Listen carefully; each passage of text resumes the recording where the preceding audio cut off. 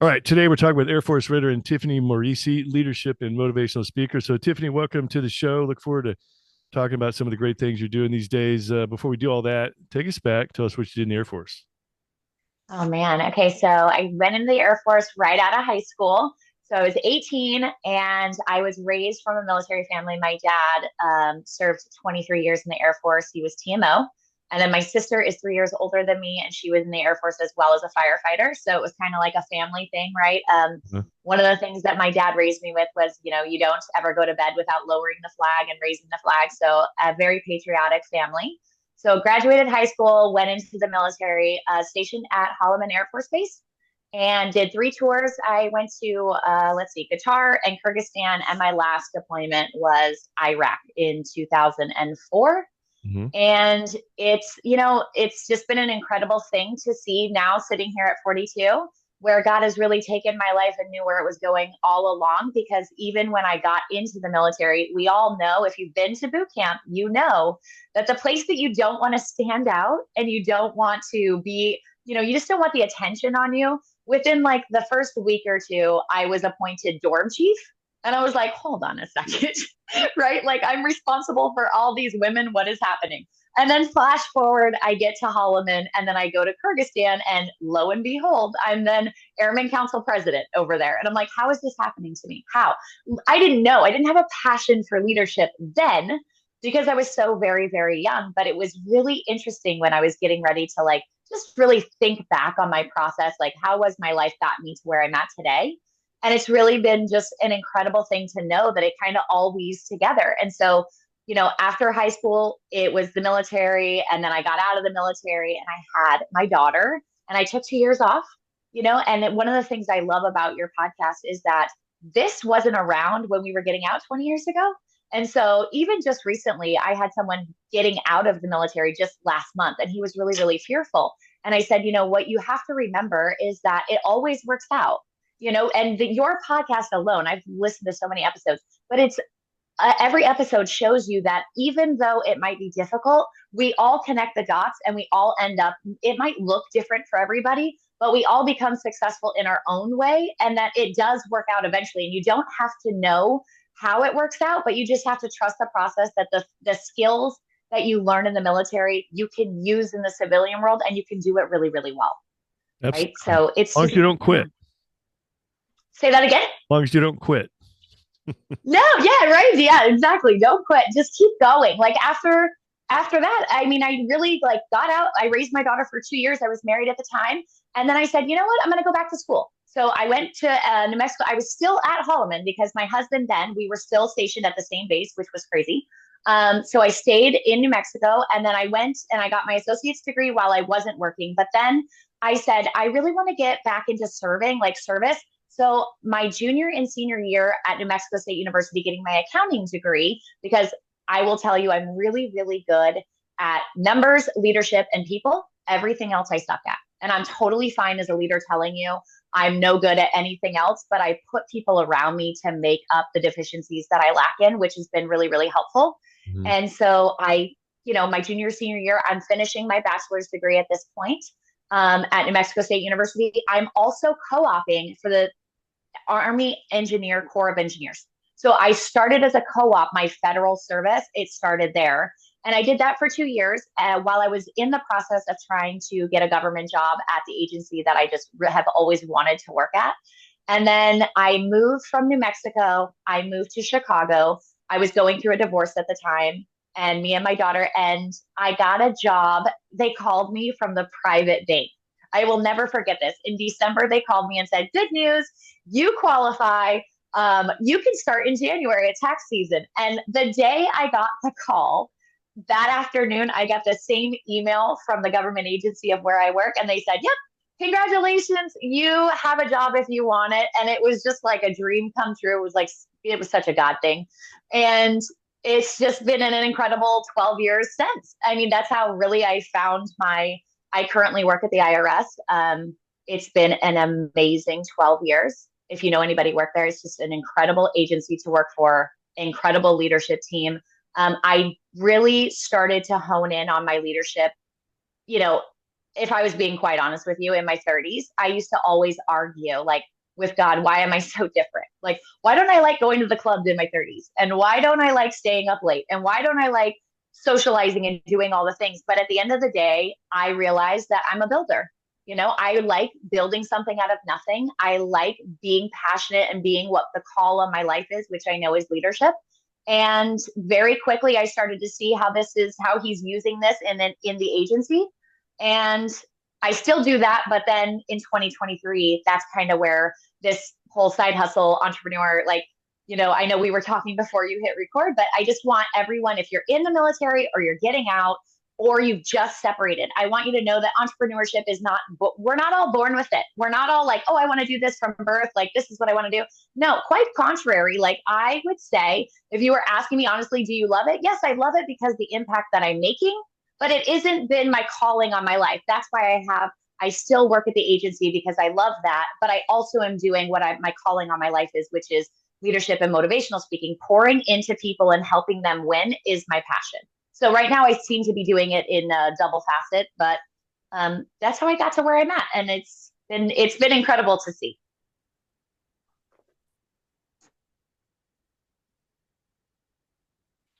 All right, back to with Air Force veteran Tiffany Morice, leadership and motivational speaker. So, Tiffany, things are going great. Out of the Air Force, got a great job with the IRS, loving it. Where'd this Yeah. entrepreneurship thing come from? Yeah. So it just over the last 5 years, God's been like, hey, by the way, this is what you're supposed to be doing. Hey, start doing this. Like, you need to be speaking. You need to be showing people how to do what you've been able to do. I've been giving you this for a reason. And quite frankly, for a long time, I just said, why would I do that? Like, I love what I do. I always believed that entrepreneur was like you do either or, not the and, right? That I quickly learned that you can do both, and you change or to and you start to see so many possibilities start to come up. So in 2023, in the beginning of January 2023, I was not in a healthy place mentally, but then someone poured love and life into me. And I would say by early summer, I was like, you know what? I heard him very clear say, I'm not asking you because you want to, I'm telling you. So my entrepreneurship really started out of obedience. And so I just have been walking one step in front of the other because I didn't know how to do all this. Like, it was like, well, where do I even start? And I know a lot of people often ask the same question, like, where do I start? And now doing it and being a couple years down it, I will tell you that you don't need to know all the answers. But what I always know that I've been able to really go back to is that I always know the next step. And so in 2023, I started the business. I got a coach. I said, okay, this is where I think I'm supposed to be going. What does this look like? And then, okay, well, what do you want to talk on? Well, okay, well, I don't want to hit any swim lane. I need to stay in what I'm really, really good at, what I'm very passionate about, and that I can do with no slides. And oh, by the way, I want to teach people my life. Like, I want to teach people that you can create a way out of no way. And I know how to do it. So I want to create a blueprint basically on if I could go back 25 years and say, this is how you do it. I want to teach people that no matter where they find themselves in their leadership journey or in high school, getting out and getting ready to go into corporate America or the military, like what are the traits to be successful? And, you know, with all of your audience, being successful today it's very easy because a lot of people want the result right now. They don't want to wait. They don't want to put in the time, and they don't want to put in the effort. They want it right now, or they're not thinking long game, right? And so even hiring a coach, it was more like, okay, we need to do XYZ. And I said, okay, that sounds wonderful, but what's the long game strategy? Like, I want to do this over a 10, 20-year period. What does that look like? And he thought I was crazy. He's like, Tiffany, no one's ever asked me like the long game. I know, but I want to be doing this long into like, I think that we can build a really wonderful thing here with all my past experience with resilience and strategic thinking. I mean, I'm literally the living example that you can do it, and it doesn't matter how old you are. It doesn't matter how much experience you have. You don't have to be the best. All you have to do is put in the work. And how I was able to do what I've been able to do today is by an hour a day. So you don't have to give up your job and drain your savings account. Like, you do an hour a day. And if you do the math, 7 hours a week is 28 hours a month. Do the math. That's 336 hours a year. And you do the hour a day, what I've been able to put in for the last 12 years. And I'm at 4,704 hours. But who's counting? Right? So, but it does make a difference because so many people want to do it like, well, what's the fast track or the cheat code? There isn't. Put in the work. That's the cheat code.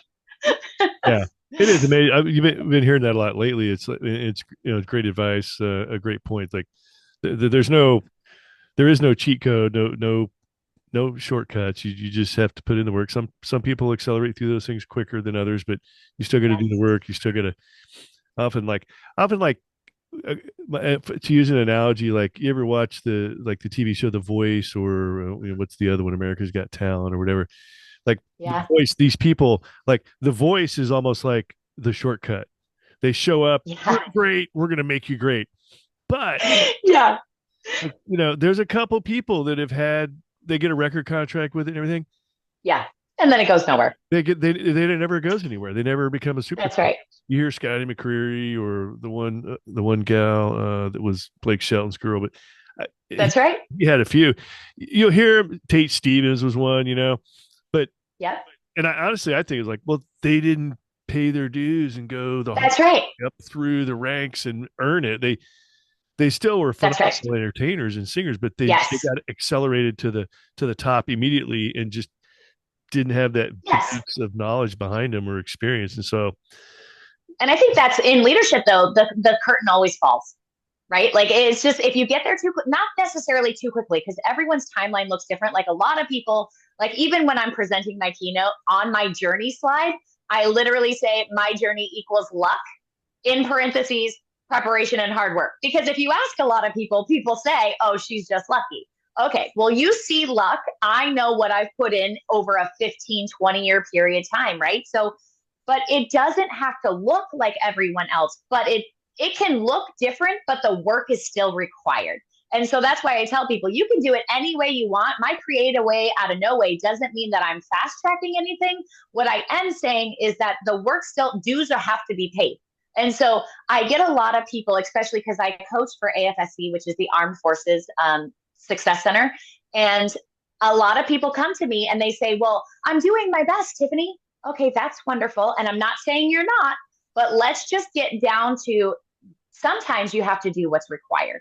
And that is more than your best. And it is it's sad to say sometimes because they're like, well, this is my best. But if you put me in a combat zone and I tell you what I think is my best, right? Very quickly, I'm going to realize, okay, my brain and my body are two totally different things. I think I can only do one thing, but my body is definitely telling me I can run a little faster and I can also run a little further.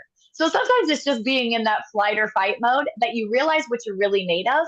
And that's what in the leadership journey, that's where I try to take people. Like you got to have the foundations. What does good leadership look like to begin with?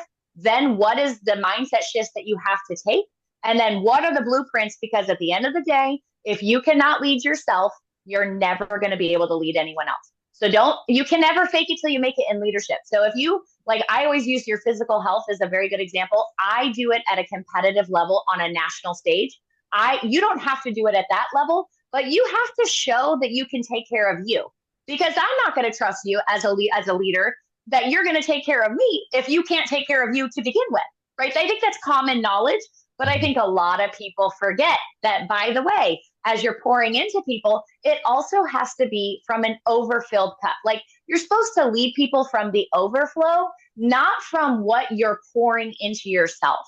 And so often I see leaders like give what they have to the point where at a sacrifice and a detriment because they're not overflowing. They're literally just barely getting by and they are pouring into people, but at the expense of themselves. And that never works. It will eventually, you will fall short and you will wonder, well, why didn't it last? Because you didn't take care of yourself and go through the proper steps to develop the mindset that is required for exceptional leadership. Like, I don't know how to teach it. I get this all the time. Well, teach me how to do this. That requires good.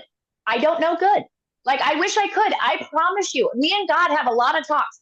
Could you just give me the blueprint of like, what does like, if I wanted to do half effort, what does that look like? And he's like, yeah, nice try, Tiffany.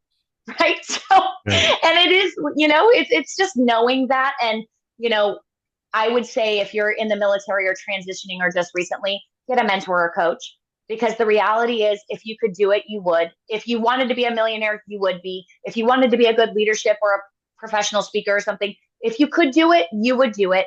But there's a lot of people in the veteran community that has been there. You bring so many people onto your podcast that has either done it, they've transitioned, they've been successful. Like, connect those dots and reach out to them, because sometimes it's just having someone in your corner showing you that you can win, and they're right there supporting you along the way. I only got to where I'm at. Yes, I love what I do. It's the calling on my life, but I've had some amazing leaders partner with me along the way to see my, like, what I had to offer long before I saw it. So that's really like, put yourself in an environment that they see how good you are and how much potential you have, and stack the wins in your favor. Somebody on your podcast recently said they ran the sock company, and he said it best: when you get out, bet on yourself. Like, really, like, you need to, like, I'm not saying not get a job and work for someone else, like, because I do both. But at the end of the day, when the chips fall and where they lay, one thing that always remains true: I may move a lot, but the common denominator is always me. And I'm very confident with what I bring to the table. And transitioning out of the military, you're already setting yourself up for success, because you come with leadership capabilities that most people don't ever learn nor go through. And you also have a perspective that in leadership, most people never have. Like, they don't know that, like, someone walking into my office with this fight or flight issue, like, calm down. Are you, like, is everyone getting paid today? Yes. Okay. No one is like dying today, right? Okay. So, well, then it's not fight or flight. Calm down. But I can make that decision because I know that it's not life or death, because I've been there before. And I think that is like something that is often missed in leadership, where these great grand things that people seem to be really, really important. But when you really get down to the nitty gritty of it, it's really not important at all. Talk about in your early stages of getting started, entrepreneurial wise. What were some of the first gigs that you got? First gigs were probably high schools, and not because that I just think that there is some really big relevance there of like teaching, building people's leadership skills. Like, when you're 18, 20, like, my daughter's 19, and she's been around me most of her, like, all of her life. Right. But I didn't realize until she got into the working force, when she made this comment. She came home from work and she said, Mom, I did not realize that most people are not like you. They are not very positive and always seeing through a glass, right? And it's really interesting because you don't realize what you, and I was like, wow, you're right. And she's like, it's very draining. I'm like, yes, it is. So giving someone the capabilities and the tools, and then obviously you move into my background of being a veteran, right? So the military, I connected with the Air Force like Success Center for that reason. Like, I just want to be connected to places that I'm utilized and I'm useful, right? And that they have I just want to help people win. It doesn't really matter in the setting per se. It's that I just want to make you better along the way. And I have the background and the experience to do that. So I thought, well, why not just, start this thing and just see where it goes? So, Tiffany, if somebody wants to find out more information on you and what you do, how do they find you? Yeah, so TiffanyMorice.com for any bookings or any coaching like that. And you can also find me. I never check DMs. Okay, I'm not a DM person, but you can find me at Tiffany Morice Speaker on Instagram and on TikTok as well. Awesome. Now, do you find yourself doing more like one-on-one coaching with folks, or are you doing in-person speaking events? Both. I do both. I love one-on-one coaching because I bring them through the empowerment equation, right? We take 12 weeks and we find out, what are you really, really good at? What's the passion and the goal? Where do you want to see yourself? And then how do we get there by building on what you're already good at to make the vision come to life? And then I do the coaching, like, we do breakout groups and stuff when I keynote. Like, they sometimes will have me sit with their leadership team. Okay, what are you guys struggling with? Let's break that down and try to be more strategic on the approach, because a lot of people lack people skills. A lot of people want people to be who you want them to be and not like literally see them for who they are. And so I always say the best thing that you can possibly do in leadership is serve. If you come from a service point, if you can serve people and just accept people for where they are, and as you get better, they rise to the bar, that is a win-win across the board. Awesome. Wow. Um, so how many years you been doing this now? Oh, in leadership, 23 years, and Wow. with my military included and all of that. But I didn't start my business till the end of 2023. Okay. Yeah, right in the middle of COVID, or at the end of COVID, I suppose. Yeah, right at the end. Yes, yes. Yeah. Um, so what's it like to have a coach? Like coaching is kind of a big thing now these days. Group Yeah, coaching, individual coaching. yeah, A lot of people are like, well, I don't want to pay for something like that, that kind of mentality. But like, yeah, what does coaching do for people, especially if like everybody's very accepting of the concept of, well, if you got a team like a basketball team or a football team or any kind yeah, of team, yeah, you got to have a coach. But yet, yeah. most people don't view themselves as hiring a coach for themselves, like a life coach or It's a so sad. business or person into, Yeah. personal reasons. Yeah. So step 8 of my blueprint, right? It says mentor or coach because like I said earlier, if you could, you would. And the reality is the coach is the cheat code.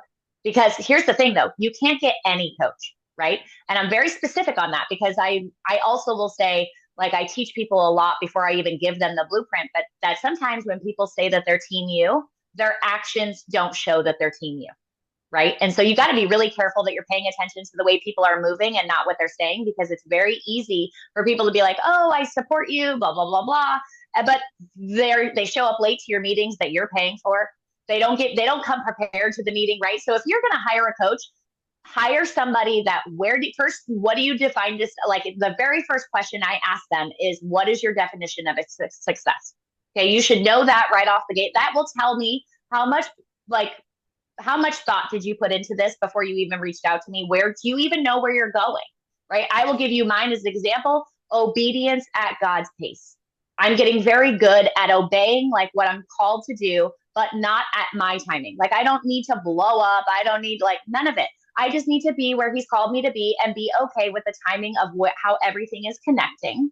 And so, first question is, what does success look like for you? And then, second off, when you hire a coach, make sure you're getting somebody that has the fruit of their life to show for it. Like, don't hire somebody that you want to be this public speaker or anything wonderful in leadership and you want to climb the corporate ladder, which AKA means serving. If you are trying to climb the corporate ladder in any other shape, way, or form, you're going to not be successful. You're going to get there. I'm not saying you're not going to get there, but it's probably not going to be so fruitful. So if you hire a coach, you should probably look at the background, like how long has this person been doing it? Do they have a lot of success?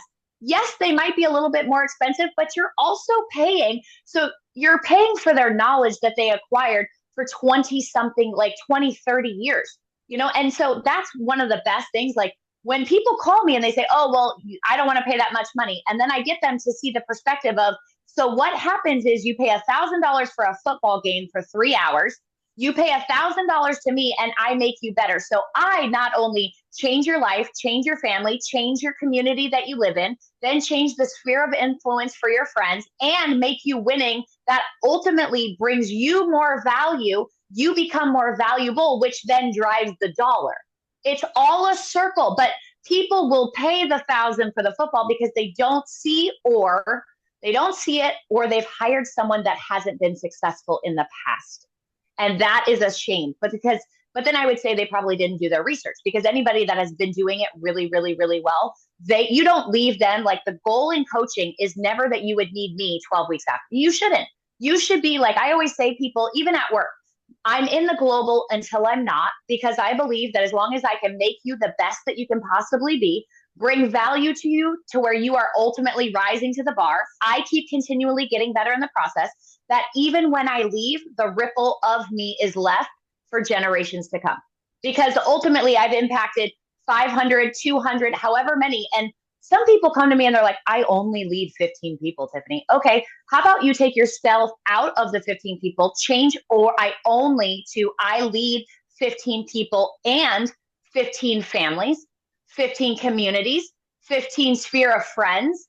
Like if you really see the impact of what a coach can do and what you can really fast track, I don't think you'd have any problem paying for coaching, especially if it's with someone that has the fruit of their life as an example.